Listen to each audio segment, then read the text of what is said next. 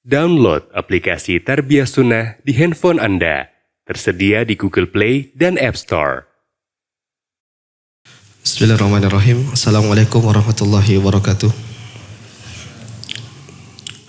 Alhamdulillah, nahmaduhu wa nasta'inuhu wa nastaghfiruhu wa nastahdihi. Wa na'udzu billahi min shururi anfusina wa min sayyiati a'malina. Man yahdihillahu fala mudilla lahu wa may yudlil fala hadiya lahu. Asyhadu an la ilaha illallah wahdahu la syarika lahu wa asyhadu anna Muhammadan abduhu wa rasuluh. Qala Allahu azza wa jalla, ya ayyuhalladzina amanu taqullaha haqqa tuqatih wa la tamutunna illa wa antum muslimun. Fa inna asdaqal hadithi kitabullah wa khairal huda huda Muhammadin sallallahu alaihi wasallam wa syarrul umuri muhdatsatuha fa inna kulla muhdatsatin bid'ah wa kulla bid'atin dhalalah wa kulla dhalalatin finnar. Jamaah semoga dirahmati oleh Allah Subhanahu wa taala. Alhamdulillah, segala puji bagi Allah Subhanahu wa taala yang masih memberikan kita nikmat hidayah, nikmat iman, nikmat Islam, sehingga pada pagi hari ini kita bisa berkumpul dalam suatu majelis yang mudah-mudahan majelis ini diberkahi oleh Allah Subhanahu wa taala dan mudah-mudahan menjadi tambahan pemberat timbangan kita di hari kiamat kelak. Amin ya rabbal alamin. Salawat dan salam kita curahkan kepada Nabi kita Muhammad sallallahu alaihi wasallam, juga kepada putra-putri beliau, kepada istri-istri beliau, kepada para sahabat beliau dan seluruh orang-orang yang mengikuti jejak beliau hingga hari kiamat kelak. Jamaah semoga dirahmati Allah Subhanahu wa taala. Pada pagi hari ini pembahasan kita yaitu berkaitan dengan amalan-amalan penghuni surga. Secara umum jika kita berbicara tentang amalan-amalan penghuni surga, maka secara global adalah keimanan dan ketakwaan. Apapun itu amalan yang bernilai ibadah dari sisi Allah Subhanahu wa taala, maka itu semua dianjurkan untuk kita lakukan dan itu semua adalah sebab-sebab yang mendatangkan rahmat Allah Subhanahu wa taala yang membuat kita masuk ke dalam surga. Jadi yang ingin saya tekankan di awal, amalan-amalan ini bukanlah bayaran kita untuk kita bisa masuk surga, tidak. Karena amalan-amalan kita bukan sebab untuk kita masuk surga, tapi amalan-amalan saleh yang dilakukan oleh manusia itu adalah sebab untuk meraih apa? Rahmat Allah Subhanahu wa taala, sehingga dengan rahmat Allah kita bisa masuk ke dalam surga. Karena surga jika mau dibandingkan dengan amalan-amalan yang kita lakukan tidak ada bandingannya. Amalan kita cuma sedikit, tapi jika Allah Subhanahu wa taala membalas dengan surga, maka itu adalah balasan yang sangat besar. Maka secara umum semua amalan saleh yang bernilai ibadah di sisi Allah Subhanahu wa taala itu adalah amalan-amalan yang bisa menyebabkan seseorang bisa masuk ke dalam surga. Namun kalau kita bicara dalam beberapa dalil, di sana ada amalan-amalan khusus. Ada amalan-amalan khusus yang amalan-amalan itu dijelaskan oleh Allah Subhanahu wa taala atau Nabi Muhammad sallallahu alaihi wasallam bahwasanya amalan ini bisa mengantarkan seseorang ke dalam surga. Seperti firman Allah Subhanahu wa taala, qad aflahal mu'minun alladzina hum fi salatihim khashi'un walladzina hum 'anil lagwi mu'ridun, dan seterusnya. Itu dalam surat Al-Mu'minun Allah Subhanahu wa taala menjelaskan tentang amalan-amalan orang-orang yang muflih, yang pada akhirnya mereka akan diberi ganjaran masuk surga oleh Allah Subhanahu wa taala. Kemudian juga seperti firman Allah Subhanahu wa taala, wasari'u ila maghfiratin min rabbikum wa jannatin arduha ka'ardis samawati wal ard uiddatil muttaqin. Kata Allah Subhanahu wa taala, bersegeralah kalian menuju ampunan Allah Subhanahu wa taala, yang ampunan tersebut Allah siapkan bagi penghuni surga yang luasnya itu seluas langit dan bumi. Yang Allah siapkan surga tersebut bagi orang-orang yang bertakwa.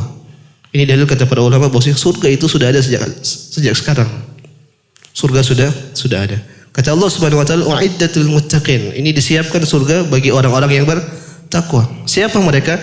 Alladzina yunfiquna fis sarra'i wad dharra'i wal kadhiminal ghaidh wal 'afina 'anil nas wallahu yuhibbul muhsinin. Allah jelaskan sifat-sifat mereka. Yaitu mereka adalah orang-orang yang mendermakan harta mereka meskipun dalam keadaan kondisi ekonomi mereka lapang ataupun sempit. Kemudian mereka meredam amarah mereka, mengampuni atau memaafkan orang lain dan seterusnya. Ini semua amalan-amalan yang Allah Subhanahu wa taala sebutkan sebagai amalan-amalan penghuni surga. Di dalam Al-Quran ada, dalam hadis pun juga ada, dan sangat banyak. Contohnya seperti sabda Nabi SAW tatkala beliau ditanya apa sih sebab yang bisa menyebabkan seorang itu masuk ke dalam surga? Kata beliau, taqwallah wa husnul khuluq, yaitu bertakwa kepada Allah Subhanahu wa taala dan akhlak yang baik. Kemudian juga di antara dalil atau hadis yang menjelaskan tentang amalan penghuni surga seperti firman sabda Nabi sallallahu alaihi wasallam, "Ana za'imun bi baitin fi rabadil jannah liman tarakal mira wa in kana muhiqqa." Kata Nabi sallallahu alaihi wasallam, aku menjamin surga bagi seseorang yang dia meninggalkan perdebatan meskipun dia dalam keadaan benar. Allah jamin atau Nabi sallallahu alaihi wasallam menjamin. Ini berarti kan amalan penghuni surga. Wa baitin fi wasatil jannah liman tarakal kadhib wa in kana mazihan. Dan Nabi juga menjamin surga bagi seseorang yang dia tidak berbohong meskipun dalam bercanda. Ini juga amalan penghuni surga. Kemudian Nabi mengatakan wa baitin fi a'lal jannah liman hasuna khuluquhu. Dan aku menjamin rumah yang tinggi di surga bagi orang yang akhlaknya baik. Ini juga berarti amalan penghuni surga. Kemudian juga hadis yang lain. Ini hadis tatkala Nabi sallallahu alaihi wasallam hijrah dari kota Makkah menuju Madinah. Ketika sampai di kota Madinah, di hadis beliau sampaikan pertama kali kepada kaum Ansar dan kaum Muhajirin. Kata Nabi sallallahu alaihi wasallam, "Ayyuhan nas afsus salam." Wahai manusia, tebarkanlah salam. Wa at'imut ta'am. Berikanlah makanan kepada fakir miskin. Wa shallu bil lail wan nasu niyam. Salat di malam hari, salat malam maksudnya dalam keadaan manusia itu pada tidur. Tadkhulul jannata bis salam. Dengan amalan-amalan itu kalian akan masuk ke dalam surga.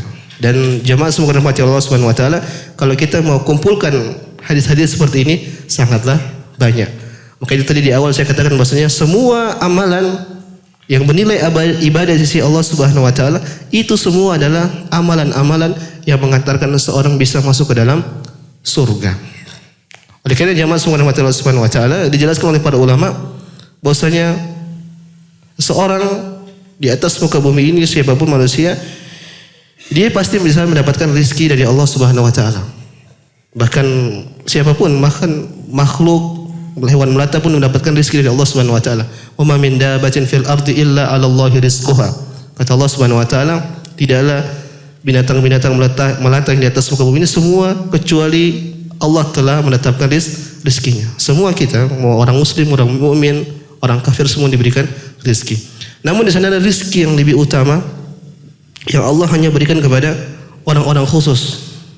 Itu rizki hidayah dan rizki keimanan. Yang hidayah dan keimanan ini yang mengantarkan seorang untuk bisa melakukan amalan-amalan saleh. Tidak semua orang mendapatkan hidayah seperti ini. Terkadang kita dapatkan hidayatul ilm, kita kenal ini ilmunya ini, tapi kita tidak amalkan. Makanya beda antara hidayatul ilm sama hidayatul amal. Hidayatul ilm kita paham, kita tahu ilmunya, tapi hidayatul amal, urusan untuk beramal itu urusan beda lagi. Kita harus sering-sering minta kepada Allah Subhanahu wa taala. Oleh karena jamaah semoga Allah Subhanahu wa taala, kita patut selalu minta sama Allah Subhanahu wa taala agar kita bisa selalu diberikan hidayah oleh Allah Subhanahu wa taala, diberikan keimanan, diberikan ketakwaan, sehingga semua amalan-amalan tersebut atau semua hidayah-hidayah tersebut bisa menggerakkan kita untuk beramal saleh. Yang amalan saleh tersebut untuk kita mencari keridhaan Allah Subhanahu wa taala sehingga Allah akan memasukkan kita ke dalam surga. Jamaah semoga rahmat Allah Subhanahu wa taala, oleh karenanya pada kesempatan kali ini saya ingin membahas beberapa ayat dalam surat Al-Furqan yang ayat-ayat ini menyebutkan tentang sifat penghuni surga. Sifat penghuni surga yang Allah Subhanahu wa taala sebutkan mereka dengan apa? Ibadur Rahman. Yaitu hamba-hamba yang memiliki predikat yang sangat tinggi di sisi Allah Subhanahu wa taala. Dalam ayat-ayat tersebut Allah di akhir surat Allah menyebutkan ulaika yujzaunal ghurfata bima sabaru. Kata Allah Subhanahu wa taala, mereka ini yang melakukan amalan-amalan yang tadi disebutkan oleh Allah Subhanahu wa taala dalam ayat-ayat sebelumnya, yujzaunal ghurfah. Mereka akan mendapatkan ghurfah. Apa itu ghurfah? Al-jannatu rafi'ah. Itu surga yang sangat tinggi di sisi Allah Subhanahu wa taala.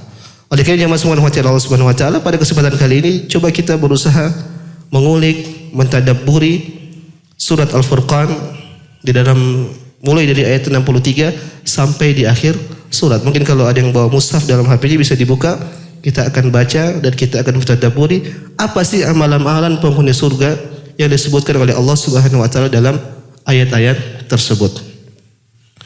Jamaah semoga rahmati Allah Subhanahu wa taala, sebelum kita mentadabburi perlu kita paham. Dalam ayat tersebut Allah menyebutkan ibadur rahman. Allah menyebutkan dengan hamba-hamba yang maha penyayang. Tatkala Allah Subhanahu wa taala menyebutkan hamba-hamba ini, Allah sembunyikan siapa mereka. Allah tidak sebutkan ini nabi, ini para sahabat, ini para tabi'in. Allah tidak sebutkan. Atau para nabi yang dahulu, tidak. Maka pada di tafsir mereka menyebutkan ini adalah sengaja dibuat oleh Allah Subhanahu wa taala. Kenapa Allah tidak sebutkan siapa mereka? Allah hanya menyebutkan amalan-amalan mereka. Kenapa? Karena ini untuk mendorong kita termotivasi untuk bisa menjadi seperti mereka. Padahal seperti Ibnu Asyur rahimahullahu taala, beliau menyebutkan dalam ayat-ayat tersebut ini asalnya Allah sedang menjelaskan para sahabat radhiyallahu taala anhum. Kenapa? Karena ayat tersebut turun di zaman para sahabat, turun di zaman Nabi sallallahu alaihi wasallam, dan orang-orang yang hidup di zaman itu adalah para sahabat radhiyallahu taala anhum. Maka nanti tatkala kita sebutkan amalan pertama, amalan kedua, amalan ketiga, itu semua amalannya siapa? Para sahabat radhiyallahu taala anhum. Tapi sengaja Allah tidak sebutkan ini kaum muhajirin atau ini kaum ansor. Kenapa Allah tidak sebutkan? Agar kita tidak patah semangat. Kalau seandainya Allah sebutkan ini orang muhajirin, ini kaum ansor, rasa-rasanya sulit bagi kita untuk bisa menjadi mereka. Ini tidak sulit. Keimanan kita jauh dari keimanan mereka. Maka Allah pun tutup. Allah hanya menyebutkan ibadur rahman, kemudian Allah sebutkan sifat-sifatnya satu, amalannya kedua, amalan ketiga. Kenapa? Agar terdorong kita yang hidup di zaman ini bisa menjadi bagian dari mereka. Kalau kita bisa seperti mereka, kalau kita bisa mencontohi amalan mereka, maka mudah-mudahan kita termasuk bagian dari mereka. Dan ini lebih ringan bagi diri kita ketika kita mendengarkan hanya sifat-sifat daripada ketika Allah Subhanahu wa taala menyebutkan golongan-golongan tertentu. Seperti Allah menyebutkan misalnya muhajirin atau Allah menyebutkan kaum ansor. Padahal di ayat-ayat yang lain Allah sering sebut kaum muhajirin. Ayat lain juga Allah sebutkan kaum ansor dan yang lainnya. Tapi terkhusus pada ayat ini dalam surat Al-Furqan, Allah tidak menentukan siapa mereka, tapi Allah hanya menyebutkan sifat atau Allah hanya menyebutkan amalan-amalan mereka. Jamaah semoga rahmati Allah Subhanahu wa taala. Kita mulai dari ayat 63. Dalam surat Al-Furqan Allah Subhanahu wa taala berfirman, "Wa ibadur rahman alladzina yamshuna 'alal ardi hauna." Kata Allah Subhanahu wa taala, dan ibadur rahman, yaitu hamba-hamba Allah Subhanahu wa taala yang maha penyayang, alladzina yamshuna 'alal ardi hauna. Amalan pertama mereka adalah mereka kalau berjalan di atas muka bumi ini, mereka jalan dengan haunan. Apa itu haunan? Nanti kita jelaskan. Ikhwan fiddin, Allah sebutkan di sini ibadur rahman. Hamba-hamba yang atau hamba-hamba dari Allah Subhanahu wa taala yang maha pengasih atau lagi maha penyayang. Perhatikan dalam ayat tersebut Allah menyebutkan manusia dengan apa? Hamba. Menjadi pertanyaan, tatkala Allah menyebutkan manusia ini dengan hamba, apakah ini suatu pujian atau suatu perendahan? Yang benar adalah suatu pujian. Kenapa kita sebutkan sebagai pujian? Karena dalam suatu kesempatan Allah pernah menyebut Nabi kita Muhammad SAW dengan apa? Dengan hamba. Jadi Nabi SAW satu sisi dipuji dengan kerasulan beliau, dan satu sisi beliau dipuji dengan kehambaan beliau. Di antara dalil Allah menyebutkan Nabi SAW dalam satu kesempatan dengan hamba, yaitu tatkala beliau Isra Mi'raj. Allah menyebutkan subhanalladzi asra bi 'abdihi lailan minal masjidil haram ilal masjidil aqsa alladzi barakna haulahu.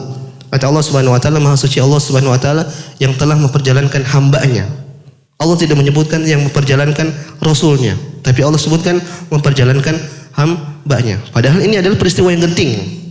Peristiwa Isra Mi'raj adalah peristiwa yang sangat genting. Bagaimana mungkin ada seorang yang dia bisa berjalan dari Makkah, kemudian Makkah kemudian ke Masjidil Aqsa, kemudian naik ke langit ketujuh, balik lagi kemudian kembali lagi ke Masjidil Haram kurang dari satu malam. Peristiwa yang sangat genting. Bahkan tatkala itu saking gentingnya orang-orang Quraisy banyak yang orang-orang munafik banyak yang akhirnya murtad. Sebagian kaum muslim mereka murtad. Kenapa? Mereka nggak percaya Nabi melakukan perjalanan yang seperti itu. Sampai-sampai orang-orang Quraisy mereka mengganggu Abu Jahal. Mereka mengatakan, wahai Abu Jahal, lihat temanmu ini Muhammad. Dia ngaku-ngaku pernah berjalan dari Masjidil Haram kemudian ke Masjidil Aqsa, naik langit 7, turun lagi, balik lagi ke Masjidil Haram kurang dari 1 malam. Gak mungkin. Kata Abu Bakar radhiyallahu taala anhum, kalau Muhammad berbicara lebih daripada itu saya beriman. Tadinya dia mau ngejek Abu Bakar, tapi Abu Bakar malah membalas, kalau Muhammad mengatakan lebih daripada itu saya pasti beriman. Yang jadi catatan di situ, Allah tidak menyebut Nabi kita dengan apa? Rasul. Tapi Allah menyebutkan dengan abdi. Apa itu? Hamba. Maka tatkala Allah Subhanahu wa taala mengatakan ibadur rahman, ibad itu jamak dari al-abdu, hamba, berarti ini adalah pujian Allah Subhanahu wa taala kepada hambanya. Wa ibadur rahman hamba-hamba Allah Subhanahu wa taala. Apakah ini termasuk dalam semua hamba? Kata para ulama tidak. Karena hamba manusia itu bisa jadi 2 hal. Jadi para ulama menjelaskan penghambaan itu ada 2. Yang pertama adalah penghambaan berkaitan dengan rububiyah Allah Subhanahu wa taala. Itu penghambaan seseorang yang mengakui bahwasanya yang penciptakan dia adalah Allah Subhanahu wa taala. Maka ini semua makhluk mengakui. Semua makhluk termasuk dalam penghambaan terhadap rububiyah. Orang kafir, orang munafik, bahkan makhluk-makhluk semua adalah hamba-hamba Allah Subhanahu wa taala. Tapi tatkala Allah Subhanahu wa taala mengatakan ibadur rahman, maka yang dimaksud dalam ayat tersebut bukan yang rububiyah, tapi penghambaan berkaitan dengan uluhiyah Allah Subhanahu wa taala. Bismillah.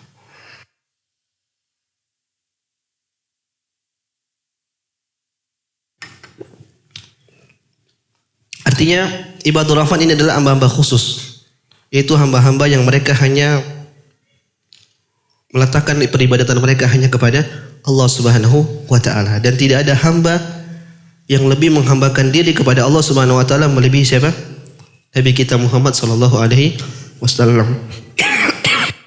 Beliau dalam hadis ketika beribadah luar biasa sampai kakinya bengkak-bengkak. Aisyah mengatakan hatta tawarramat qadamah, sampai kakinya itu bengkak-bengkak. Dalam riwayat lain hatta yatafattar, sampai kakinya pecah-pecah.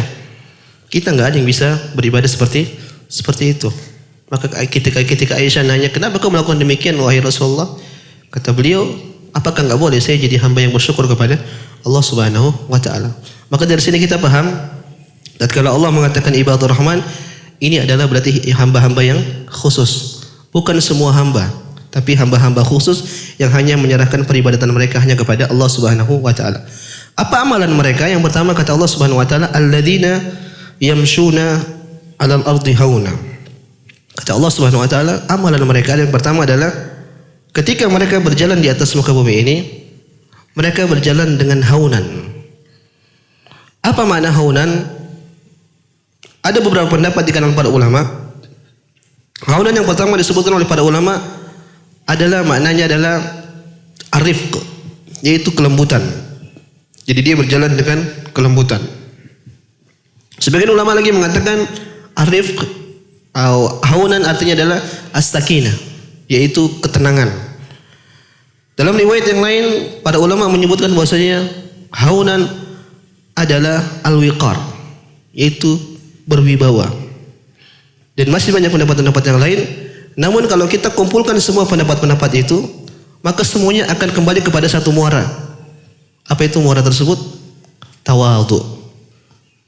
Tawadhu. Jadi amalan penghuni surga yang Allah Subhanahu wa taala sebutkan dalam surat Al-Furqan ini, yaitu mereka ketika bermuamalah kepada manusia, mereka tawadhu. Jamaah semoga rahmat Allah Subhanahu wa taala. Kenapa Allah sebutkan dengan berjalan? Tidak dengan yang lain. Kalau dia berjalan dengan penuh tawadhu. Para ulama menyebutkan bahwasanya Karena dengan gaya jalan seseorang itu terlihat bahwa dia sombong ataukah tidak, bisa terlihat. Mungkin zaman sekarang kita jarang bisa melihat orang jalan, mungkin karena sering banyak naik motor, naik kendaraan. Tapi orang itu bisa terlihat kesombongan dia dari tatkala dia berbicara, kelihatan. Atau mungkin dia nulis status, kelihatan kalau dia sedang sombong. Maka kata para ulama menyebutkan berjalan di atas muka bumi ini dengan kesombongan ini hanya permisalan. Maksudnya apa? Orang ini tatkala dia bermuamalah kepada manusia, dia bermuamalah dengan tawadhu. Hanya sebagai sampel. Karena orang kalau dia sombong dalam hatinya pasti terekspresi dalam kehidupan dia. Bukan karena Nabi sallallahu alaihi wasallam mengatakan dalam sebuah hadis bahwasanya dalam tubuh manusia itu ada segumpal daging. Idza saluhat saluhal jasadu kullu. Kalau daging tersebut baik, maka tubuhnya akan semua baik. Wa idza fasadat fasadal jasadu kullu. Kalau dagingnya itu rusak, sakit, maka tubuhnya semua akan sakit. Maka benar, kalau ada kesombongan sedikit pun dalam hati seseorang, maka biasanya dia akan terekspresikan dalam dirinya. Begitu juga kalau hatinya baik, maka akan terekspresikan dalam dirinya juga baik. Maka inilah jamaah semoga rahmat Allah Subhanahu wa taala, amalan pertama atau sifat pertama seorang yang dia adalah penghuni surga adalah dia tawadhu. Dia tidak sombong kepada orang. Jamaah semoga rahmat Allah Subhanahu wa taala, yang jadi masalah kalau kita lihat dalam kehidupan kita, semua kita mungkin bisa tawadhu. Kepada siapa? Kepada orang yang lebih tinggi daripada kita. Ya tidak? Kita kalau ketemu mungkin ustadz kita ketemu bos kita, atau kita mungkin ketemu orang yang strata ekonominya lebih tinggi daripada kita tawadhu. Kenapa? Terpaksa kita tawadhu. Tapi yang sulit kita ketemu sama orang yang di bawah kita. Strata keilmuan dia lebih rendah daripada kita, strata ekonomi dia lebih rendah daripada kita. Kita mau tawadhu sama orang seperti ini sulit. Kita mau rendah hati sama orang seperti ini sulit. Maka yang jadi catatan kita adalah kita harus tawadhu kepada semua orang, siapapun dia. Saya katakan kita tawadhu sama orang di atas kita, itu apa? Terpaksa, biasa. Kalau sudah nggak punya apa-apa, kemudian sombong sama orang lebih tinggi daripada dia, ini terlaluan berarti. Keterlaluan. Maka kita harus tawadhu kepada semua orang. Contohlah Nabi kita Muhammad SAW. Beliau adalah orang yang paling tawadhu. Di antara bentuk contoh ketawadhuan beliau, ada seorang datang kepada Nabi SAW dan dia gemetar.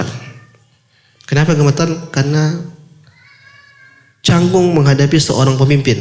Kan Nabi kita pemimpin presiden, beliau pemimpin perang, beliau panglima dalam peperangan. Ada seorang datang ketemu Nabi, dia gemetar. Dan ini wajar. Coba antum dihadapkan dengan seorang jenderal, atau mungkin dihadapkan dengan Pak Jokowi, pasti kita canggung dan gemetar. Tatkala Nabi ketemu orang ini, dia gemetar, Nabi lihat, Nabi mengatakan, hawin alaik, kau tenang. Innama ana ibnu mra'atik ta'kulul qadid. Kata beliau, kau tenang, sungguhnya saya ini cuma seorang anak wanita yang makan daging kering. Kalau bahasa kita apa? Udah santai, tenang, saya ini dengan kau sama-sama makan nasi. Ketawaduan Nabi SAW. Di antara bentuk tawadhu Nabi SAW apa? Beliau sering naik apa? Himar. Ya tidak? Himar itu kata para ulama kendaraan yang paling rendah di zaman itu. Di zaman dulu ada apa? Ada kuda, ada unta, dan yang lainnya. Tapi Nabi sering naik himar. Ini bentuk ketawaduan Nabi SAW. Di antara bentuk ketawaduan Nabi, Nabi pernah digonceng. Dan sering, bukan sekali, 2 kali. Digonceng itu artinya apa? Naik kendaraan Nabi yang di depan, sahabat yang di belakang. Ini adalah bentuk ketawaduan Nabi SAW. Maka kalau kita ingin menjadi umat Nabi SAW, ikut sifat-sifat Nabi SAW. Dan ini adalah bentuk amalan soleh yang mengantarkan seorang kepada surga. Maka jamaah subhanahu wa ta'ala, jangan sampai kita sombong. Usahakan kita tawadhu. Kita tawadhu kepada semua orang di atas kita, di bawah kita, atau orang yang sama dengan kita. Kemudian amalan kedua jamaah subhanahu wa ta'ala, dalam ayat yang sama Allah mengatakan, wa ibadur rahmanil ladzi yamshuna 'alal ardi hauna wa idza khatabahumul jahiluna qalu salama.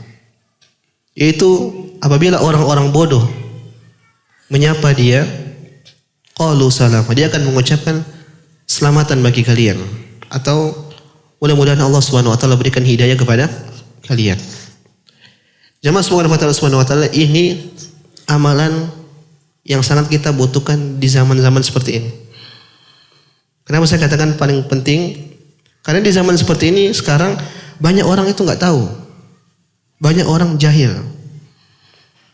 Maka tatkala kita beragama, kemudian ada orang yang nyinyirin, ada yang hina, ada yang celak kita, ingat ayat ini. Apa? Tatkala dia nyinjir kita, kita katakan, sudah, kau ngomong apa saya nggak paham, saya mau pergi. Artinya kita cuekin aja. Lebih baik lagi kalau kita doakan mereka. Tatkala dia nyinyirin kita, dia hina kita, dan kita tahu ini orang nggak tahu, ya sudah, kita menghindar dan kita doakan mereka. Artinya apa? Kita maafkan mereka. Jemaah subhanahu wa ta'ala, kenapa kita harus praktikkan seperti ini? Pertama, kalau kita ngikutin celaan dia, kita pusing pertama. Kalau sudah pusing, pasti kita emosi. Kalau sudah emosi, pasti kita ingin membalas. Dan terkadang kalau kita balas, balasnya lebih. Ya tidak. Ketika dia mengatakan kita, bahlul misalnya. Kita ngikut ejekan dia, kita emosi, apa yang kita katakan? Ya saya bahlul, ente juga bahlul tapi bejat. Lebih. Biasanya kan seringnya begitu. Kalau kita balas sama boleh tidak? Boleh. Ketika dia mengatakan kita bahlul, kau juga bahlul, itu sama, boleh. Tapi seringnya kan tidak. Tatkala dia menghina kita, kita biasanya balasnya lebih. Ini yang jadi masalah. Maka lebih ahsan, lebih terbaik tatkala orang menghina kita, udahlah kita maafkan. Yang pertama kita nggak capek, yang kedua nggak bikin pikiran, yang ketiga kita selamat dari mencela orang, dan yang paling penting kita dapat pahala yang sangat besar di sisi Allah Subhanahu wa taala. Jamaah, kita letakkan diri kita seperti mereka dulu. Maksud saya, dahulu tatkala kita belum ngaji, kita belum kenal sunnah, kita pun juga mungkin seperti sama dengan mereka. Mungkin kita lihat ada orang yang aneh seperti tidak sama dengan kita kadang-kadang tanya, nyinyir atau seterusnya. Dahulu kita begitu. Akhirnya Allah berikan hidayah kepada kita, berikan taufik kepada kita. Akhirnya kita paham dengan agama ini. Maka tatkala ada orang yang sama seperti kita dahulu, jangan kita nyinyirin, jangan kita balas. Karena kalau kita balas, dia bisa menjauh. Yang terbaik ahsan kita apa? Maafkan. Dan kita berikan doa untuk dia agar Allah Subhanahu wa taala memberikan hidayah kepada dia. Kata Nabi sallallahu alaihi wasallam, kata Allah Subhanahu wa taala, wa a'rid 'anil jahilin, dan berpalinglah kalian dari orang-orang bodoh. Dan kalau kita mau bicara tentang sifat maaf, enggak ada lagi contoh yang lebih tinggi, lebih sempurna dari contoh pemaafnya siapa? Nabi Muhammad sallallahu alaihi wasallam. Nabi adalah orang yang paling pemaaf. Dalam riwayat Aisyah mengatakan, lam yakun Nabi sallallahu alaihi wasallam fahishan wala mutafahish. Nabi sallallahu alaihi wasallam itu bukan orang yang suka berkata-kata kotor atau berkata-kata jorok. Walam yakun sakhaban fil aswaq. Beliau juga enggak suka teriak-teriak di masjid. Wala yujzi bis sayyi'ah. Dan beliau tidak pernah membalas keburukan. Walakin ya'fu wa yasfah. Tapi beliau lebih suka memaafkan dan berlapang dada. Dalam riwayat yang lain Aisyah mengatakan, man taqama an-nabiy sallallahu alaihi wasallam li nafsihi fi syai'in yu'ta ilaihi qad. Nabi sallallahu alaihi wasallam tidak pernah membalas celaan atau hinaan yang tertuju pada diri beliau, hatta tuntaha kehormatullah, sampai kehormatan Allah, syariat Allah yang dihina-hina, fayantaqimu lillah, barulah beliau balas, itu pun balas karena Allah Subhanahu wa taala. Beliau lebih memilih memaafkan.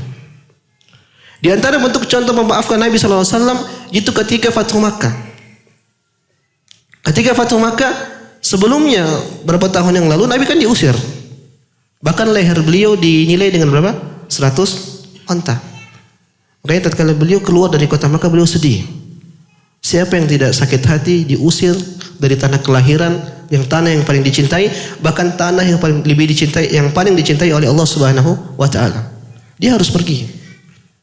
Ketika Nabi sallallahu alaihi wasallam balik, kalau tidak salah 10 tahun atau 8 tahun kemudian, Nabi balik dengan membawa 10.000 pasukan. Dan itu dalam kondisi perang. Sangat mungkin bagi Nabi untuk membantai mereka orang-orang Quraisy. Kenapa? Karena mereka dulu telah berbuat zalim kepada Nabi Muhammad SAW. Tapi tatkala Nabi sampai di kota Makkah, Nabi tidak sombong. Nabi tidak takabur. Apa yang beliau lakukan? Beliau datang dengan keadaan tawadhu. Maka disebutkan bahwasanya beliau menunduk. Masuk ke kota Makkah dalam menunduk. Padahal beliau sedang ingin membuka apa? Kota Makkah, ingin membebaskan kota Makkah dari kemusyrikan. Maka tatkala itu orang-orang Quraisy telah mengatakan hadza yaumun malhamah. Ini adalah hari yang sangat mengerikan. Kenapa? Pikiran mereka Muhammad akan balas dendam. Ya tidak, karena dahulu mereka sudah mencela, bahkan ingin membunuh Nabi Muhammad SAW. Maka Nabi pun datang dengan penuh ketawaduan. Akhirnya Nabi mengatakan kalian kumpul. Akhirnya mereka kumpul di dalam suatu tempat dan mereka khawatir ingin dibunuh oleh Nabi SAW. Apa kata Nabi? Idhabu, pergi kalian, fa antumut tulaqa. Sekarang kalian bebas. Artinya apa? Nabi SAW maafkan. Nabi ingin mereka mendapatkan hidayah. Kalau mau Nabi balas. Kalau mau Nabi balas. Di antara contoh kemarin sudah sebutkan juga dalam kajian kemarin, Abdullah bin Ubay bin Salul. Beliau ini gembongnya orang munafik. Yang lebih menyedihkan, beliau pernah menuduh Aisyah sebagai apa? Pezina. Antum bayangkan istri antum dituduh sebagai pezina. Di akhir kehidupan dia, Abdullah bin Ubay bin Salul, ketika dia mati, ketika dia wafat, anaknya datang minta kain kafan kepada Nabi. Artinya ini orang wafat dalam kehinaan, nggak punya kain kafan. Anaknya datang kepada Nabi minta kain kafan. Apakah Nabi nggak kasih? Nabi kasih. Kata para ulama artinya berarti Nabi maafkan. Ketika Nabi setelah kasih, tiba-tiba anaknya minta lagi. Ya Rasulullah, salatkan ayah saya. Minta disalatkan. Nabi salatkan. Tapi tatkala itu ayat turun, 2 ayat turun menegur Nabi SAW untuk melarang Nabi salat di atas atau salat untuk orang-orang munafik. Yang jadi catatan, Nabi maafkan. Maka yang terbaik demikian. Tatkala kita berada dalam suatu kondisi kita dihina, kita diejek, ahsan yang terbaik di zaman ini kita maafkan. Dan jangan sekali-sekali kita merasa bahwasanya saya ini tidak berhak untuk dicela, saya ini tidak berhak untuk dikritik. Jangan sampai kita merasa demikian. Siapa kita? Sedangkan para ulama kita dahulu pun mereka dicela, bukan dicela, dikritik. Ada sebagian orang dikritik, dia nggak mau dikritik. Apa buktinya? Ketika dia dikritik, seakan-akan langsung dia buka pers, membela dirinya keluar-keluar, bahkan menghinakan orang. Ini siapa? Para ulama dulu dalam buku-buku mereka dikritik dengan para ulama yang lain, itu biasa. Ada orang tidak mau dikritik, akhirnya bela diri, buka pers, tunjukin kebenarannya, bela diri, menghina orang lain. Tidak seperti itu cara orang-orang beriman. Para penghuni surga tidak demikian. Kalaupun mau balas seperlunya. Tapi kalau perlu, kalau tidak perlu ya sudah, mending tidak usah dibalas dan tidak usah digubris, mending dimaafkan. Dan inilah ciri orang yang beriman. Kata Allah Subhanahu wa taala, "Walladzina wa idza khatabahumul jahiluna qalu salama." Tatkala dia berjalan kemudian ada orang-orang yang menghina, maka dia mengatakan qalu salama, selamatan bagi kalian.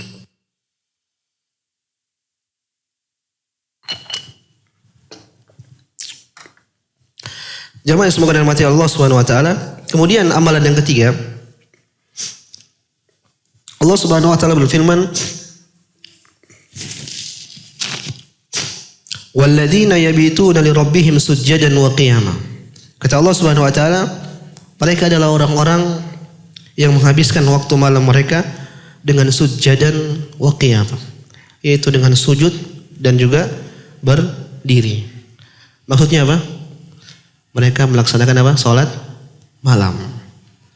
Jadi amalan ketiga, amalan penghuni surga, yaitu senantiasa melaksanakan salat malam. Bahkan Allah menyebutkan yabituna. Seakan-akan Allah menyebutkan mereka menghabiskan malam mereka dengan salat malam.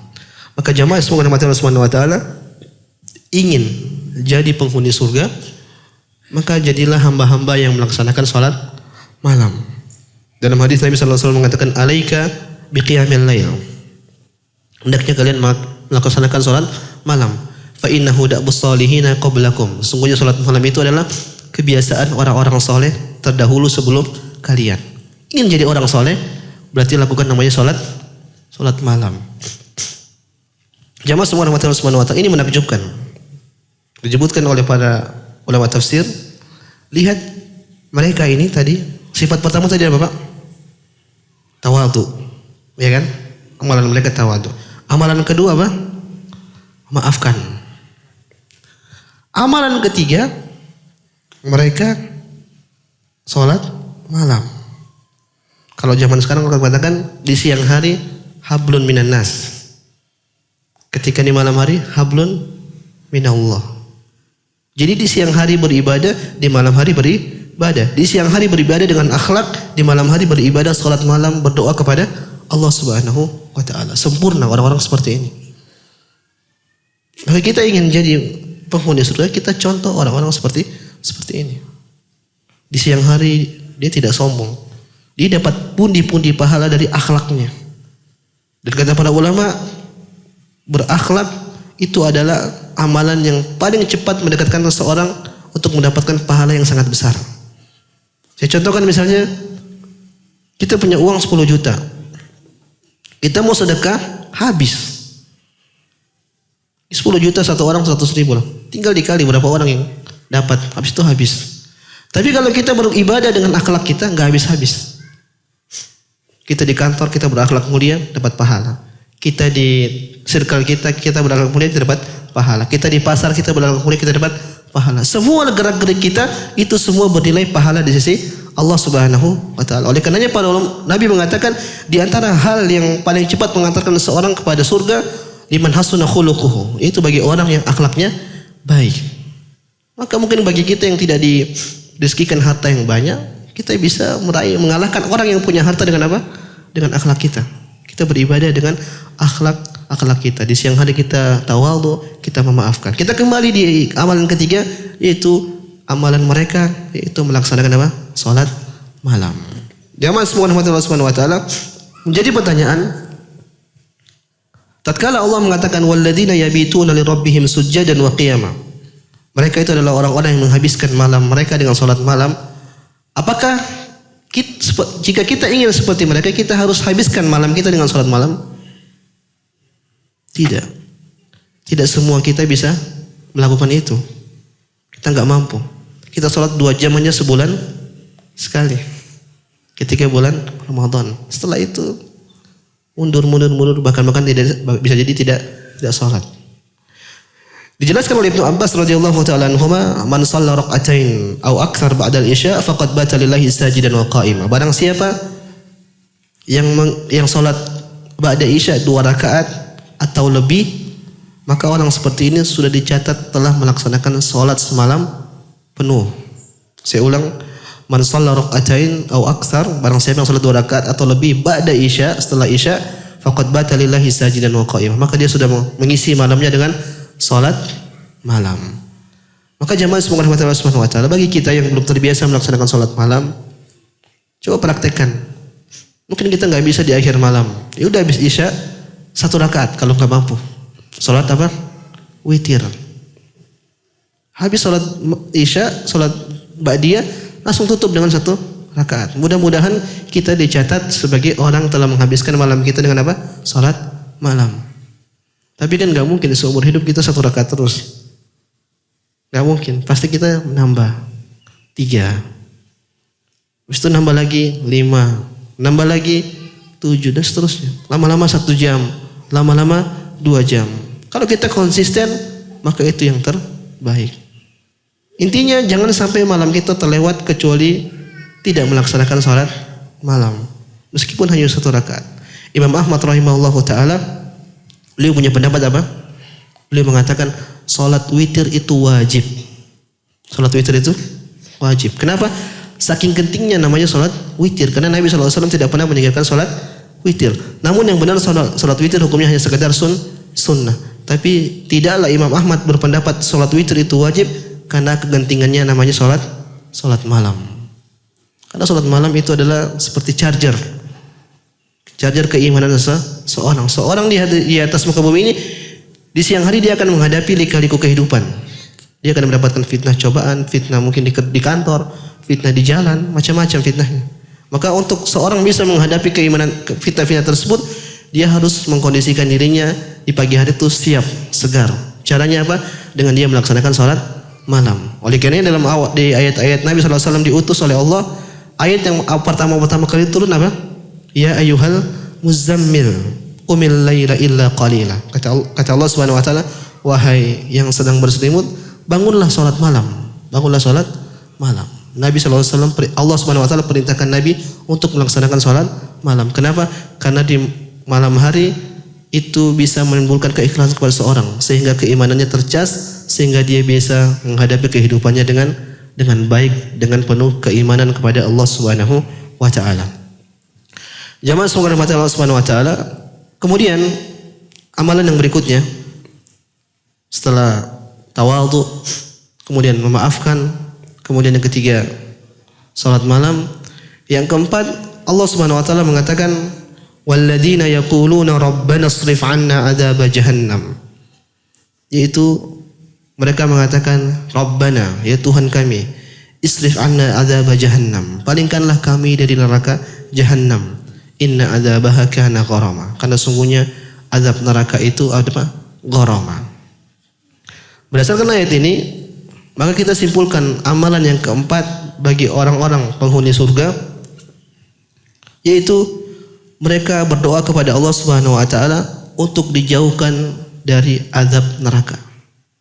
Mereka memohon kepada Allah Subhanahu wa taala, berdoa memohon dijauhkan dari azab neraka jahanam. Jamaah sekalian Allah Subhanahu wa taala, ini juga menakjubkan. Ini juga menakjubkan. Kenapa menakjubkan? Perhatikan. Di siang hari tadi apa? Tawadhu. Kemudian maafkan. Jadi siang hari beribadah. Di malam hari ngapain? Salat malam. Kok masih sempat-sempatnya berdoa minta dijauhi dari neraka jahanam? Maksud saya, kalau kita seperti ini, kita di pagi hari kita akhlaknya mulia, di malam hari kita salat malam, mungkin enggak terpikirkan kita minta ampunan, minta dijauhkan dari azab neraka jahanam. Seperti rasa-rasanya kita merasa aman, kayaknya kita masuk surga deh. Iya tidak? Rasa-rasanya kita bakal ujub. Rasa-rasanya kita akan membangga diri, kita merasa aman dengan amalan soleh yang kita sudah lakukan. Bagaimana tidak, di pagi hari saya beribadah, di malam hari juga saya beribadah. Tapi lihat penghuni surga, meskipun di pagi hari beribadah, di malam hari beribadah, tapi mereka masih berdoa, minta sama Allah, ya Allah, jauhkanlah aku dari apa? Neraka jahanam. Artinya mereka tidak ujub, tidak merasa bangga, tidak merasa aman dengan keimanan yang mereka miliki saat ini. Karena nggak ada jaminan jamaah. Kita nggak tahu akhir kehidupan kita. Semua rahasia Allah Subhanahu wa taala. Kalau kita bangga, kita ujub dengan amalan soleh kita, bisa jadi saja Allah cabut hidayah tersebut. Inna ahadakum la ya'malu bi amali ahli jannah hatta ma yakunu bainahu wa baina illa dhira' fayasbiqu ahli kitab fayamalu bi amali ahli an-nar fayadkhuluha. Kata Nabi sallallahu alaihi wasallam, ada seorang di antara kalian yang di kehidupan dunia dia selalu melakukan amalan-amalan penghuni surga. Sampai dia dengan surga itu sangat dekat. Artinya dia kehidupannya dia beramalan saleh. Fayasbiqu ahli kitab, tapi catatan Lauhil Mahfuz mendahului dia. Fayamalu bi amali ahli nar, di akhir kehidupannya dia melakukan amalan penghuni neraka, fayadkhuluha, kemudian dia masuk ke dalam neraka.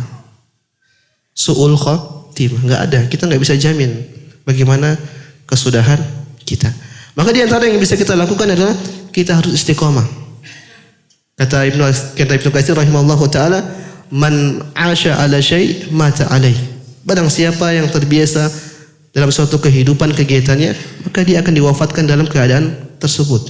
Tinggal milih, mau terbiasa maksiat, bisa jadi wafatnya dalam keadaan maksiat. Terbiasa dalam kebaikan, bisa jadi Allah mewafatkan kita dalam kebaikan. Maka di antara juga cara yang untuk kita bisa istiqomah, kita berdoa sama Allah Subhanahu wa taala, ya Allah, jauhkanlah kami dari apa? Neraka jahanam. Dan terkadang kita merasa aman. Kemudian tatkala Allah Subhanahu wa taala telah menyebutkan jahanam ini, Allah pun sebutkan tentang ciri-ciri Jahannam. Ini penting bagi kita. Allah mengatakan inna adzabaha kana gharama. Sungguhnya adab neraka itu gharam. Adab neraka itu apa? Gharam. Lihatlah makna gharam, ada beberapa pendapat di kalangan para ulama. Yang pertama, gharam itu artinya adalah mulazimun li ahlin nar. Itu azabnya itu memeluk. Azabnya itu melekat. Artinya tatkala seorang sudah kecemplung dalam neraka jahanam, enggak bisa keluar dia. Enggak bisa menghindar. Mungkin kalau kita diinterogasi, ada orang yang diinterogasi di kantor polisi, mungkin tatkala diinterogasi mungkin dia hendak dipukul, dia bisa menghindar sedikit-sedikit. Mungkin dia bisa seperti ini, dia bisa seperti ini. Neraka enggak ada. Karena neraka azabnya gharam, meluk. Udah enggak bisa kemana-mana. Makanya Allah mengatakan yuriduna ayyakhruju minan nar wa ma hum bikharijina minha. Penduduk neraka itu mereka pengen keluar dari neraka jahanam, wa ma hum bikharijina minha, tapi mereka enggak bisa keluar dari neraka jahanam. Di antara makna gharam yang lain adalah asyaddal adab. Inna adzabaha kana gharama. Sungguhnya adab neraka itu asyaddal adab, yaitu adab yang sangat keras, adab yang sangat berat. Maka dua tafsiran ini tidak kontradiksi. Satu sisi mengatakan gharam itu mulazim, la mufarid, tidak memisah, ini benar, dan azab neraka juga benar, bahwasanya azab neraka itu asyaddal azab, azab yang sangat pedih. Kemudian Allah mengatakan lagi sifat yang berikutnya tentang neraka. Innaha sa'at mustaqarran wa muqama. Kata Allah Subhanahu wa taala, sesungguhnya neraka itu seburuk-buruk tempat mustaqar wa muqama. Neraka itu adalah seburuk-buruk tempat mustaqar dan muqama. Apa makna mustaqar? Apa makna muqama? Kalau kita kembali ke dalam bahasa Arab, mustaqar dan muqama ini sama-sama tempat tinggal. Jadi neraka Allah sebutkan seburuk-buruk tempat tinggal. Tapi kalau kita mau secara detail, ada perbedaan antara mustaqar dan muqama. Mustaqar artinya adalah seburuk-buruk tempat singgah. Seburuk-buruk tempat singgah. Ini khitabnya kepada siapa? Kepada orang-orang beriman.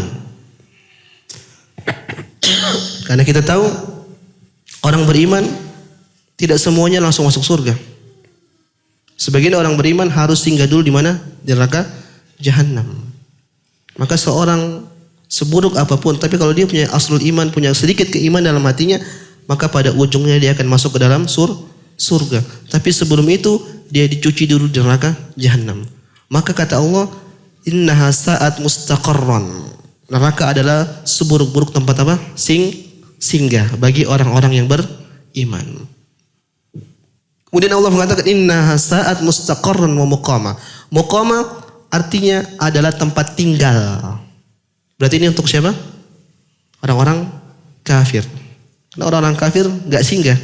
Dia kekal menetap di neraka jahannam. Innahu man yusyrik billah faqad harramallahu alaihi al-jannata wa ma'wahu an-nar wa ma lidh-dhalimin min ansar. Kata Allah Subhanahu wa taala, sungguhnya orang-orang berbuat syirik kepada Allah Subhanahu wa taala, maka haram bagi mereka surga dan tempat mereka kekal di neraka jahannam. Maka neraka seburuk-buruk tempat singgah bagi orang-orang beriman dan seburuk-buruk tempat bagi orang-orang kafir. Jamaah semua Allah Subhanahu wa taala, kita katakan tadi neraka seburuk-buruk tempat singgah. Sering diucapkan oleh masyarakat, mereka mengatakan gini, ya nggak apa-apa lah, saya diazab dulu sebentar. Toh nanti juga pada ujungnya saya masuk surga. Pernah nggak dengar ucapan seperti itu? Pernah, sering bahkan. Orang-orang yang putus asa. Kita katakan ucapan seperti ini mengerikan, Pak.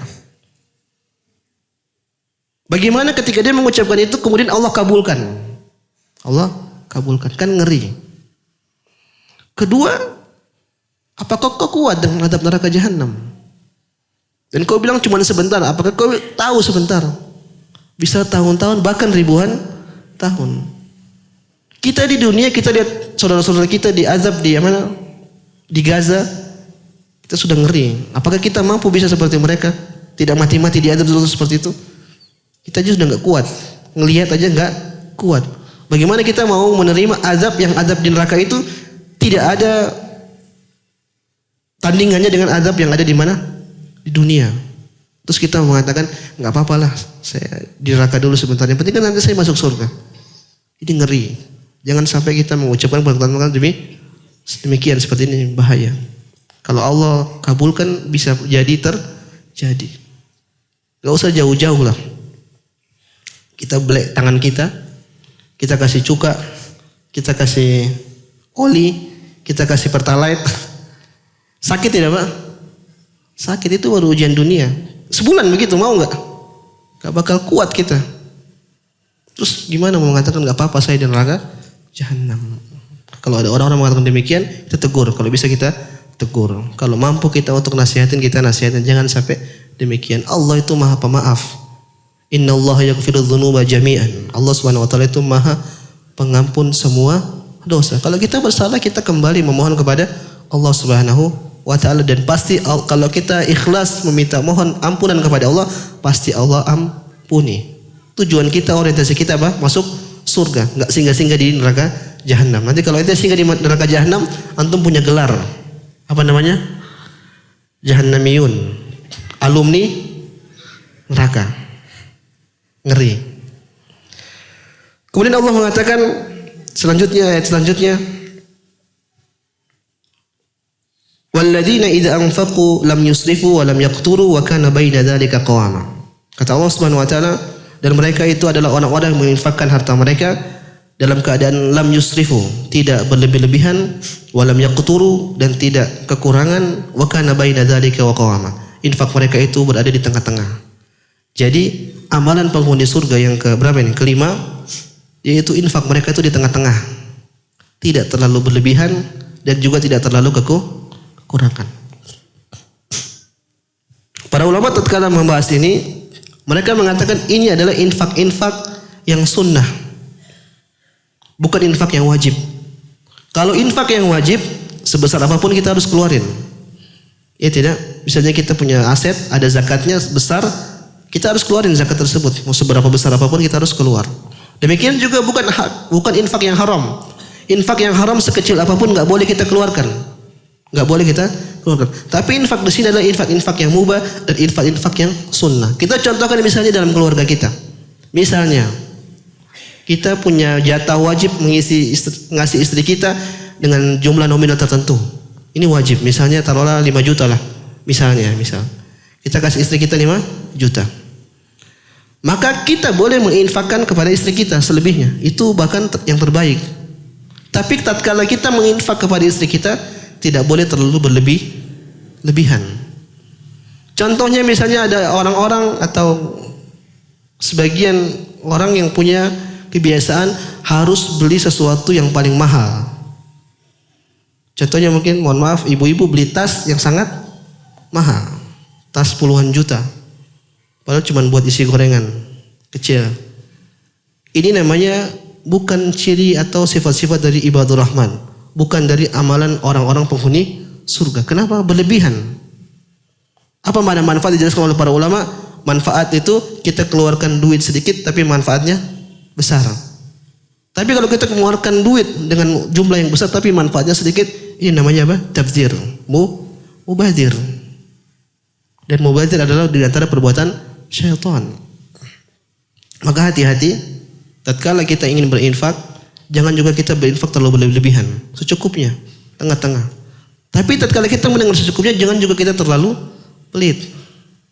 Nanti jadi dalil, kita nggak boleh berlebihan. Ya udah kita infak seadanya, nggak begitu juga. Tapi di tengah-tengah, wa baina dzalika qawama. Infak kita di tengah-tengah, tidak berlebihan dan tidak terlalu kekurangan. Tidak berlebihan, jangan seperti kita mencontohi Abu Bakar. Kita mampus kalau kita mencontohi Abu Bakar. Contohnya misalnya Abu Bakar menginfakkan hartanya siapa? Semuanya. Kalau kita bisa jadi besok bunuh diri. Udah gak ada harta lagi. Ya tidak. Jangankan kita, para sahabat seperti Ka'ab bin Malik pun dilarang sama Nabi untuk menginfakkan hartanya semuanya. Sedikit aja, bukan sedikit, maksudnya secukupnya. Kalau kita meniru Abu Bakar, kita bisa bunuh diri. Gak kuat karena keimanan kita sama Abu Bakar beda jauh. Dan jangan juga kita terlalu pelit. Ada saldo di ATM juta-jutaan, ngasih 10.000, ngasih 5.000.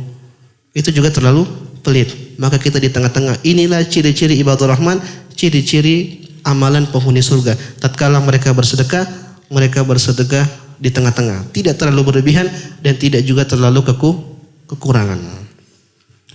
Kemudian Allah Subhanahu wa taala mengatakan walladzina la yad'una ma'allahi ilahan akhar wa la yaqtuluna an-nafsa allati harrama Allahu illa bil haqq wa la yaznun wa may yaf'al dzalika yalqa athama. Kata Allah Subhanahu wa taala, ini sifat yang keenam atau amalan yang keenam.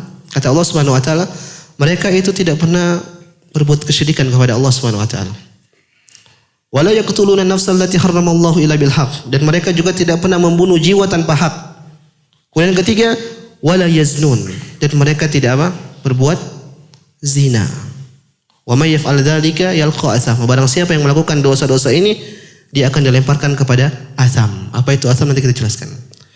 Pada intinya pada ayat ini atau amalan yang keenam, Allah sebutkan bahwasanya di antara amalan penghuni surga itu mereka menjauhi yang namanya dosa-dosa besar. Menjauhi dosa-dosa besar. Karena dalam 3 dosa-dosa tersebut ini semua dosa besar. Dosa syirik, dosa membunuh, kemudian dosa berzina. Jadi ini yang menarik. Kalau kita kembali kepada dalil-dalil Nabi, dalil Al-Quran atau hadis Nabi SAW, tidaklah Allah SWT atau Nabi menderetkan dosa-dosa kecuali disebutkan pertama itu apa? Dosa syirik. Karena dosa syirik itu apa? Dosa yang paling besar. Dosa yang paling besar karena berkaitan dengan hak Allah Subhanahu wa taala. Intinya pada amalan yang keenam ini yaitu seorang kalau dia ingin jadi penghuni surga, maka dia harus menjauhi yang namanya dosa-dosa besar. Dosa-dosa kecil bagaimana? Tidak. Bukan syarat masuk surga tidak melakukan dosa kecil, tidak. Dosa kecil sulit untuk kita hindari. Tapi yang menjadi catatan oleh Allah Subhanahu wa taala, kita harus berusaha menjauhi dosa-dosa besar. Kemudian Allah mengatakan wa may yaf'al dzalika yalqa athama. Barang siapa yang berbuat dosa-dosa besar, yalqa atham, dia akan dilemparkan kepada atham. Apa itu atham? Sebagian ulama mengatakan atham itu neraka. Atham itu neraka. Sebagian ulama mengatakan lebih detail lagi. Atham itu neraka, tapi suatu lembah di neraka Jahannam. Jadi neraka itu beragam azabnya. Ada lembah, ada juga bukit. Seperti firman Allah Subhanahu wa taala, sa'urhiquhu sa'uda. Kami akan perintahkan dia untuk naik bukit. Jadi hukumannya di neraka naik apa? Naik bukit. Ada orang mungkin yang hukumannya dilempar ke dalam lembah di dalam neraka Jahannam. Jadi barang siapa yang menjauhi dosa-dosa besar, maka barang siapa yang membuat atau melakukan dosa-dosa besar, maka dia diancam dengan azab, dengan neraka Jahannam. Sebaliknya jamaah semua rahmat Allah Subhanahu wa taala, barang siapa yang menjauhi dosa-dosa besar, dia akan mendapatkan 2 janji dari Allah Subhanahu wa taala. Kata Allah Subhanahu wa taala, "In tajtanibu kaba'ira ma tunhauna anhu nukaffir ankum sayyi'atikum wa nudkhilkum mudkhalan karima." Kata Allah Subhanahu wa taala, "In tajtanibu," kalau kalian menjauhi dosa-dosa besar, ma tunhauna anhu, yang kami larang untuk kalian, nukaffir ankum sayyi'atikum, kami akan hapus dosa-dosa kalian. Wa nudkhilkum mudkhalan karima, dan kami akan masukkan kalian ke dalam surga. Maka seorang yang dia menjauhi dosa besar, dia punya 2 janji dari Allah. Yang pertama tadi apa? Dosa-dosanya bakal diampuni. Saya katakan tanpa bertaubat. Tanpa bertaubat. Kalau bertaubat selesai urusan. Tapi ketika seorang dia tidak bertaubat, mungkin dia lupa atau lalai, tapi dia selalu senantiasa menjauhi dosa-dosa besar, ingat dosa-dosanya yang kecil akan diampuni oleh Allah Subhanahu wa taala. Kemudian yang kedua, Allah janji akan memasukkan orang tersebut ke dalam surga. Kapan kita melakukan dosa besar dan kita main-main di dosa besar, kita kehilangan 2 janji ini. Dan kita sangat butuh sama 2 janji ini. Kita dosanya banyak, kita butuh ampunan Allah Subhanahu wa taala. Ada satu amalan yang tadi Allah mengatakan dosa-dosa kecil kan? Allah menghapuskan dosa-dosa kecil. Ada satu amalan yang seorang bisa diampuni dosa-dosanya tanpa bertaubat, dosa-dosa besar. Ada yang tahu? Ada satu amalan yang tatkala seorang melakukan amalan tersebut, maka sebagian ulama mengatakan maka dosa-dosanya yang besar akan diampuni oleh Allah Subhanahu wa taala. Ada yang tahu? Amalan haji. Dalam sebuah hadis Nabi sallallahu alaihi wasallam mengatakan, "Man hajja lillah wa lam yafsuq wa lam yarfuth, raja'a ka yaumin waladathu ummuhu." Kata Nabi sallallahu alaihi wasallam, barang siapa yang dia berhaji untuk Allah Subhanahu wa taala dan dia tidak berkata rafath dan dia tidak berbuat kefasikan, raja'a ka yaumi waladatuhu ummuhu, maka dia akan kembali seperti ketika dia dilahirkan oleh ibunya. Orang anak kecil ketika dilahirkan apakah punya dosa? Enggak. Maka sebagian ulama menafsirkan dengan hadis ini, mensyarah hadis ini, mereka mengatakan seorang kalau hajinya mabrur dengan catatan syaratnya mabrur, maka dosa-dosanya bisa diampuni oleh Allah Subhanahu wa taala tanpa bertaubat. Tapi syaratnya tadi apa? Mabrur. Oleh karenanya jamaah semua rahmati Allah Subhanahu wa taala, bagi siapapun yang punya kesempatan, punya waktu, punya harta bisa pergi haji, ini kesempatan biar dia bisa mendapatkan keutamaan yang besar di sisi Allah Subhanahu wa taala. Kita lanjutkan. Jadi amalan ke-6 tadi apa? Menjauhi dosa-dosa besar. Siapa yang melakukan dosa besar, maka dia akan dilemparkan dalam apa tadi? Asam. Asam itu apa? Lembah di neraka Jahannam. Kemudian Allah masih melanjutkan tentang sifat neraka. Yudha'af lahul adzab yaumal qiyamah wa yakhlud fihi muhana. Orang-orang ketika masuk neraka Jahannam, yudha'af lahul adzab. Azabnya itu akan dilipat gandakan oleh Allah Subhanahu wa taala. Jadi kalau orang masuk neraka jangan berharap azabnya itu dikurangin, enggak bakal. Azab tidak bakal dikurangin oleh Allah Subhanahu wa taala. Fadzuqu falan nazidakum illa hadaba. Kata Allah Subhanahu wa taala, rasakan dan tidaklah kami tambahkan kepada kalian kecuali apa? Azab. Jangan main-main dengan azab neraka.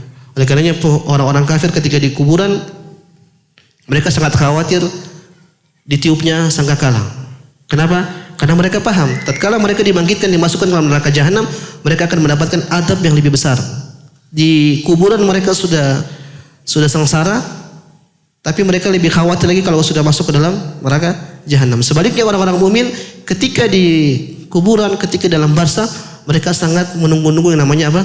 Tiupan sangkakala. Mereka berharap segera ditegakkan namanya hari kiamat, karena mereka tahu kenikmatan yang mereka dapatkan dalam kuburan ini tidak ada bandingannya dengan kenikmatan yang mereka dapatkan di mana? Di surga. Berbalik. Jadi kalau seorang sudah masuk neraka Jahannam, jangan berharap azabnya dikurangkan oleh Allah Subhanahu wa taala. Kemudian Allah mengatakan wa yakhlud fihi muhana, dan orang-orang kafir mereka kekal di neraka Jahannam fihi muhana, dan mereka akan dihinakan oleh Allah Subhanahu wa taala. Ini yang penting kita harus sadari, penghuni neraka mereka itu diazab dan mereka juga dihinakan. Azab urusan lain, hina juga urusan lain. Di antara azab banyak tadi kita sebutkan. Dalam Al-Quran misalnya mereka dicambuk apa macam-macam, dilemparkan ke dalam lembah atau disuruh naik bukit macam-macam. Ada satu sisi juga namanya mereka dapat kehinaan. Di antara bentuk kehinaan, tatkala mereka diazab, mereka melihat penghuni surga sedang mendapatkan kenikmatan. Ini adalah apa? Kehinaan. Di antara bentuk kehinaan ketika hari kiamat, ini bagi orang-orang yang riya. Tatkala ada orang mereka dulu di dunia beribadah cari muka kepada ustadznya, cari muka kepada donaturnya, cari muka kepada tetangganya, cari muka kepada presiden, kepada atasannya semuanya, maka orang-orang ini akan datang kepada Allah Subhanahu wa taala, mereka minta pahala mereka. Ya Allah, mana pahala kami? Kami dulu berbuat ini, kami dulu berbuat ini, kami dulu berbuat ini. Kata Allah Subhanahu wa taala, "Idhabu ilal ladzina kuntum turauna fid dunya." Kalian pergi kepada orang-orang yang dahulu kalian riya kepada mereka. Hal tajiduna indahum jaza? Apakah kalian akan mendapatkan balasan bagi mereka? Artinya ketika mereka minta pahala, mereka diusir sama Allah. Kau dulu minta pahala, kau dulu riya sama ustadzmu, sana pergi sama ustadzmu minta sama pahala sama ustadz. Kau dulu riya sama atasanmu, pergi sana sama atasanmu minta pahala sama atasanmu. Kau dulu riya sama netizen, posting amal soleh, nunggu like. Minta sana pahala sama orang yang like status-statusmu. Mengerikan. Dihinakan oleh Allah Subhanahu wa ta'ala. Kemudian Allah Subhanahu wa ta'ala mengatakan illa man taba, kecuali orang-orang yang bertaubat. Wa amana wa amila salihan, dan mereka beriman dan mereka melakukan amalan saleh. Fa ulaika yubaddilullahu sayyi'atihim hasanat. Maka mereka adalah orang-orang yang kesalahan-kesalahan mereka, dosa-dosa mereka diubah oleh Allah menjadi pahala di sisi Allah Subhanahu wa taala. Wa kana Allahu ghafurur rahim. Dan Allah Subhanahu wa taala itu Maha Pengampun dan Maha Penyayang.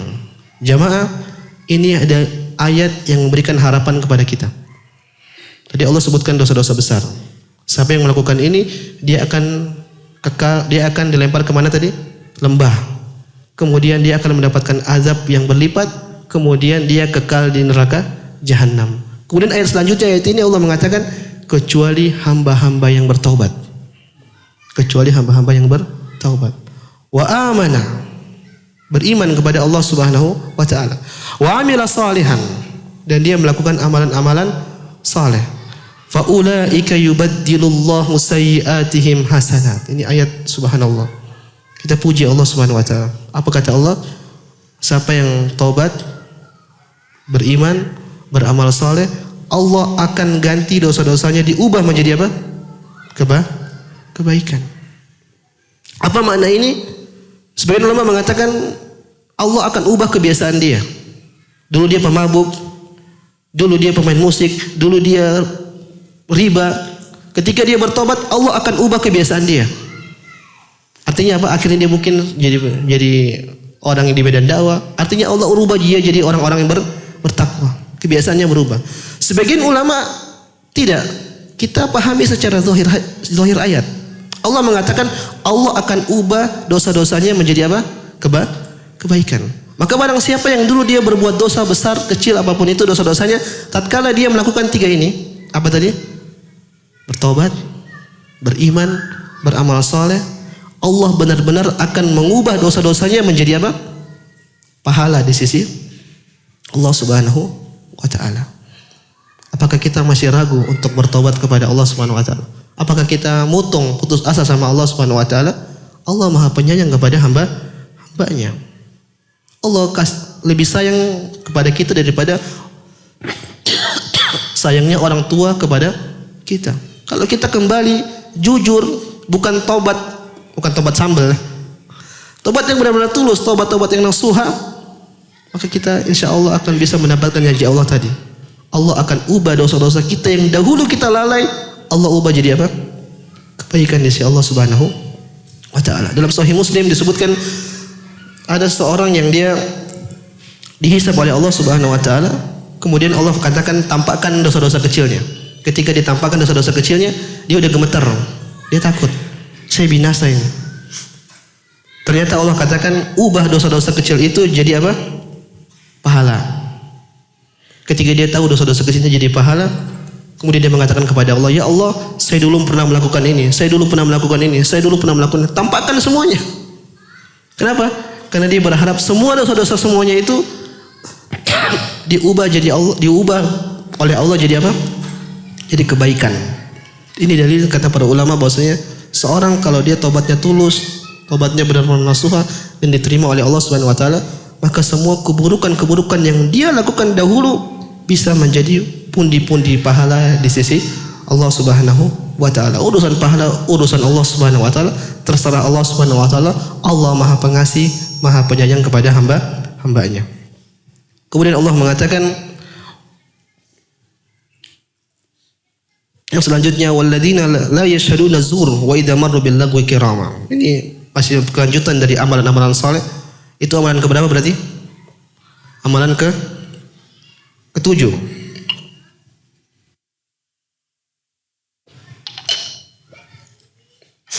Allah mengatakan, atau ke-8, tadi ke-7 bertobat, yang ke-8 itu Allah mengatakan walladzina la yashhaduna zur. Itu amalan mereka ketika mereka bertemu dengan zur, mereka enggak menghadiri. Apa makna zur? Kata para ulama, az-zur itu acara-acara kesyirikan atau acara-acara kebid'ahan atau acara-acara kemaksiatan. Penghuni surga dia tidak menghadiri acara-acara tersebut. Jangankan menghadiri, apalagi sampai membolehkan. Yang mengerikan lagi bukan membolehkan. Ada orang yang turut serta untuk merayakan acara-acara tersebut. Maka nggak boleh kita hadir dalam acara seperti itu. Acara-acara kemaksiatan apapun itu, acara-acara kebid'ahan apapun itu, atau acara-acara kesyirikan. Kemudian Allah mengatakan, wa idza marru bil lagwi marru kirama. Ini sifat ke-9 atau sifat ke-8, yaitu tatkala mereka melewati al-lagwi, yaitu maksudnya adalah perbuatan-perbuatan yang tidak berguna, dia pergi. Jadi kalau ada jalan kemudian ketemu majelis-majelis yang tidak berguna, dia enggak singgah, dia pergi. Jalan lagi ngeliat ada majelis-majelis yang tidak berguna, dia pergi. Mungkin zaman sekarang kita jarang keluar, kita jarang nongkrong. Tapi kata para ulama yang menjadi fokus kita di zaman ini itu ini. Apa majelis YouTube atau majelis TikTok.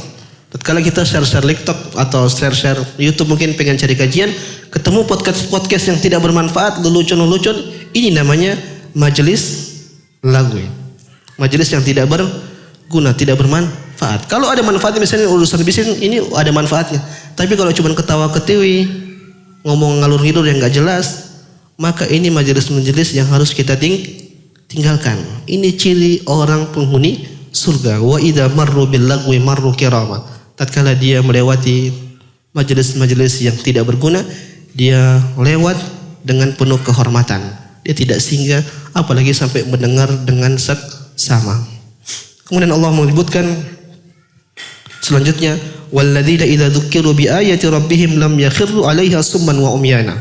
Kemudian amalan selanjutnya kata Allah Subhanahu wa taala, mereka itu jika diingatkan tentang peringatan-peringatan terhadap ayat-ayat Allah Subhanahu wa taala, lam yakhiru. Mereka tidak bersikap tuli, summan wa umyana, tidak bersikap tuli atau buta. Artinya, tatkala sudah datang peringatan dari Allah Subhanahu wa taala, mungkin ada yang nasihatin, dia enggak nolak. Dia tidak nolak. Dia nerima. Oh begini. Artinya dia tidak menolak seperti orang-orang munafik atau seperti orang-orang kafir. Ingin jadi penghuni surga, maka ingat ayat ini. Kalau ada yang nasihatin kita, maka itu adalah kebaikan. Berarti orang itu sedang mengharapkan kebaikan kepada kita. Kita jangan seuzon. Seringnya tatkala orang nasihatin kita, kita jawab apa? Ente hasad ya. Ente enggak suka sama saya. Enggak. Orang yang enggak nasihatin kita itu malah bisa jadi buruk. Karena dia biarkan kita terlena dalam kesalahan. Tatkala ada orang nasihatin kita, berarti ini orang baik. Dia sayang sama kita. Dia mengharapkan kebaikan kepada kita. Maka teman-teman yang seperti kayak gini-gini ini harus yang kita cari. Tapi teman-teman yang cuma nongkrong kalau ada duitnya atau cuma senang-senang ya, bukan dijauhin tapi kita harus berikan catatan lah. Tapi kalau teman-teman yang sering nasihatin kita, yang memberikan kebaikan kepada kita, itulah yang kita rangkul dan kita cari teman seperti itu. Dalam riwayat disebutkan atau kata dalam pepatah Arab, as-sahibus sahib. Teman itu apa? Narik.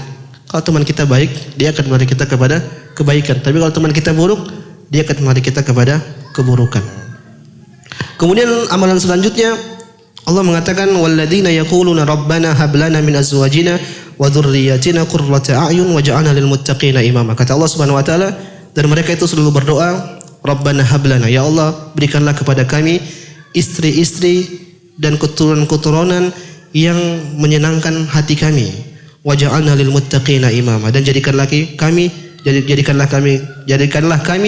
pemimpin bagi orang-orang yang bertakwa. Kata para ulama, ini maknanya apa?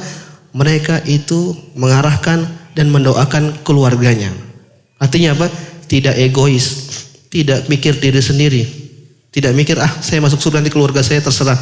Itu bukan ciri penghuni surga. Ciri penghuni surga, dia juga memikirkan apa keluarganya. Di antara bentuk memikirkan keluarga, dia doakan keluarganya, doakan anak, doakan istri dan seterusnya. Terkadang effort yang kita lakukan itu terkadang tidak bermanfaat kalau tidak ada doanya. Ketika kita berusaha memperbaiki keluarga kita, maka kita juga harus berdoa, karena hidayah petunjuk semua di tangan Allah Subhanahu wa taala. Ini adalah ciri atau amalan penghuni surga. Kemudian di akhir ayat, setelah Allah menyebutkan amalan-amalan soleh tadi, Allah katakan apa? Ulaika yujzaunal ghurfata bima sabar. Orang-orang yang melakukan amalan 1, amalan 2, amalan 3 tadi kita sebutkan semuanya itu, Allah mengatakan mereka itulah orang-orang yang dibalas dengan ghurfah. Ghurfah kalau dalam bahasa Arab kita artikan kamar, tapi ahli tafsir menyebutkan adalah al-jannatur rafi'ah. Itu surga yang tinggi di sisi Allah Subhanahu wa taala. Bima sabaru. Kenapa? Dengan kesabaran mereka. Ini isyarat dari Allah Subhanahu wa taala bahwasanya mengamalkan amalan-amalan yang tadi kita sebutkan itu butuh namanya apa? kesabaran. Sholat malam memang tidak butuh sabar. Apalagi di Bandung dingin. Bangunnya agak susah. Kalau Jakarta panas, mending. Butuh kesabaran. Ada orang ngejek, kita nggak balas itu, tapi harus sabar. Ketemu dengan orang di bawah kita, kita harusnya agak ego sedikit, tapi kita harus tunduk, rendah. Itu juga butuh kesabaran. Pengen masuk surga dibalas dengan ghurfah, jannah yang sangat tinggi di sisi Allah Subhanahu wa taala, amalkan amalan-amalan tadi dengan kesabaran. Tidak sampai di sini Allah mengatakan wa yulaqqawna fiha tahiyatan wa salama. Ketika dia masuk surga, dia akan mendapatkan penghormatan dan salam dari siapa? Dari para malaikat. Artinya ketika para penghuni surga masuk dalam surga, mereka akan dimuliakan, dihormati, diikramkan oleh para malaikat. Subhanallah, siapa yang tidak ingin seperti ini? Jamaah subhanahu wa ta'ala, kita hidup di dunia ini, apa sih tujuan kita? Gak ada tujuan kita kecuali untuk masuk surga. Mungkin ada orang yang dia punya orientasinya lain, pengen ke sini, pengen ke situ. Kita enggak. Orang mukmin punya orientasi yang sangat tinggi, itu masuk surga. Apapun wasilahnya, goalsnya apa? Masuk surga. Mau jadi donatur, mau jadi tukang parkir tempat kajian, apapun itu kebaikan yang kita lakukan, semua goalsnya adalah masuk surga. Apapun. Maka apapun yang kita lakukan untuk keluarga kita, untuk karyawan-karyawan kita, apapun di sekeliling kita, maka niatkan semua untuk Allah Subhanahu wa ta'ala. Karena dengan itu maka kita akan bisa mendapatkan pahala yang besar di sisi Allah Subhanahu wa ta'ala. Dan di antara cara untuk bisa mendapatkan surga banyak dalam Al-Quran, dalam hadis juga banyak. Yang pada global yaitu bertakwa dan keimanan kepada Allah Subhanahu wa ta'ala. Tapi tadi amalan-amalan yang kita sebutkan itu juga di antara amalan-amalan yang bisa menyebabkan seorang masuk ke dalam surga. Bahkan dia mendapatkan predikat yang sangat tinggi. Apa tadi? Ibad Ar-Rahman. Dia akan menjadi hamba-hamba yang dipuji di sisi Allah Subhanahu wa ta'ala, yaitu hamba-hamba yang hamba-hamba Allah Subhanahu wa ta'ala yang Maha Pengasih lagi Maha Penyayang. Inilah jamaah Subhanahu wa ta'ala yang bisa kami sampaikan pada kesempatan kali ini berkaitan dengan amalan-amalan penghuni surga.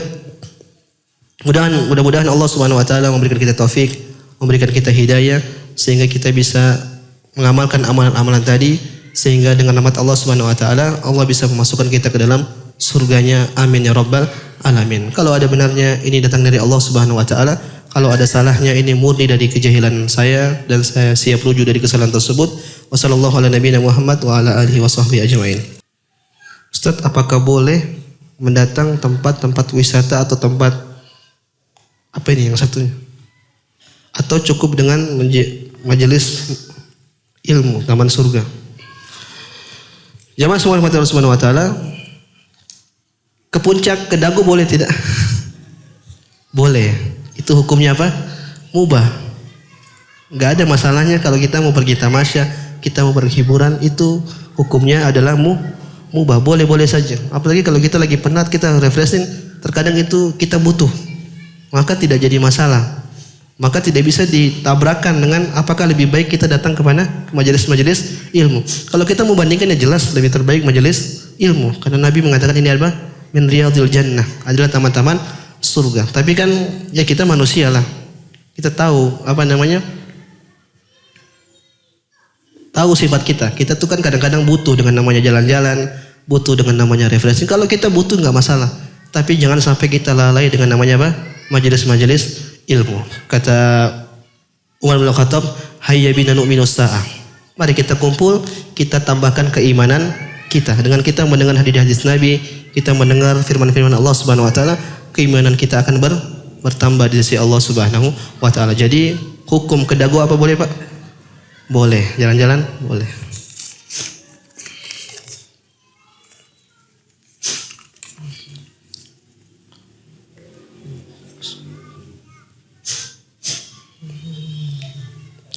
Bismillah, assalamualaikum Ustaz, izin bertanya, checklist tersebut apakah harus semua terchecklist atau dengan salah satu dari checklist tersebut bisa masuk surga? Tadi ayat-ayat yang kita sebutkan itu pada hakikatnya sebenarnya Allah sedang menyebutkan tentang sifat-sifat ibadur rahman. Sifat-sifat hamba yang sangat terpuji di sisi Allah Subhanahu wa taala. Yang sebagian ahli tafsir menyebutkan mereka adalah siapa? Para sahabat radhiyallahu taala anhum.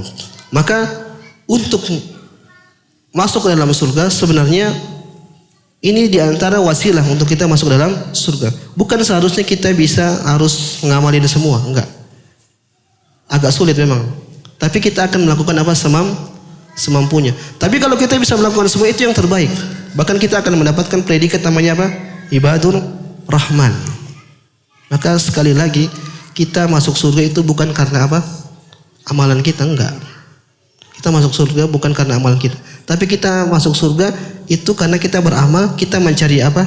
Rahmat Allah Subhanahu wa taala. Kita cari muka sama Allah Subhanahu wa taala. Tatkala Allah ridho sama kita, Allah akan masukkan kita ke dalam surga. Sebaliknya kita melakukan amalan banyak tapi kalau Allah tidak ridho sama kita, kita nggak bakalan masuk ke dalam surga. Betapa banyak dalam hadis kita lihat amalan-amalan sepele bisa memasukkan seorang ke dalam surga. Lihat amalan seorang pezina ketika dia meminumkan seekor anjing air, amalannya kecil, tapi mungkin dia ikhlas, dia ridho. Ini hanya untuk Allah dan tidak ada yang tahu. Allah masukkan dia surga. Allah ampuni dosanya. Maka ketika kita mendengar amalan-amalan seperti ini, kita berusaha untuk melakukan semuanya. Tapi biasanya kita akan terjatuh. Kita akan terjatuh dan itulah tabiat manusia. Kita nggak bisa 100% di level full terus, nggak mungkin. Tapi kita pasti terjatuh di level-level 80, 70. Tapi kalau kita tahu keimanan kita sedang turun, kita upgrade lagi. Caranya gimana? Kalau kita misalnya kita sholat malam, atau sholat malam berat, capek, sudah kita pindah ke amalan lain. Kita mungkin bisa baca Quran, kita bisa baca buku-buku tafsir, atau kita bisa dengar kajian, atau kita bisa berdoa. Artinya pindah dari satu ibadah ke ibadah yang lain. Jangan sampai kita kosong. Kalau kosong tidak beribadah, bisa jadi dia turun keimanan kita. Agar amalan kita tidak turun dan kita selalu senantiasa berada di level terbaik, sudah itu kita beramal dan pindah satu dari amalan pindah ke amalan yang lain. Jadi wallahu taala alam, kita sebisa mungkin untuk mengamalkan amalan-amalan yang tadi kita sebutkan. Wallahu taala alam. Sampai sini dulu. Jazakumullahu khairan telah berikan saya kesempatan di sini. Mudah-mudahan Allah Subhanahu wa taala mengganjar kita dengan pahala yang besar dari Allah Subhanahu wa taala. Sekali lagi kalau ada benarnya ini murni dari Allah Subhanahu wa taala. Kalau ada salahnya ini murni dari kebodohan saya dan saya siap rujuk dari kesalahan tersebut. Subhanakallah bihamdik asyhadu an la ilaha illa anta astaghfiruka wa atubu ilaik. Assalamualaikum warahmatullahi wabarakatuh.